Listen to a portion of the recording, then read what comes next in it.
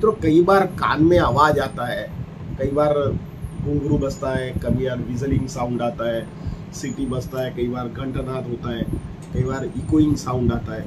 ऐसे ही इनकंट्रोलेबल नॉइस कान में आता है जिसको टिनाइटस बोलते हैं। तो होम्योपैथिक में टिनाइटस का जो रोग है, ये श्रवण शक्ति का ज्ञान तंतु वीक पड़ जाते हैं, तब ये रोग होता है। तो होम्योपैथिक में नेट्रम म्यूर के साथ आप पल्सेटिला एंड कालीफॉस का उपयोग करते हैं, तो धीरे धीरे जो कान में आवाज़ आता है ये बंद हो जाता है और आपका कान और आपका हेड अच्छा हो जाता है।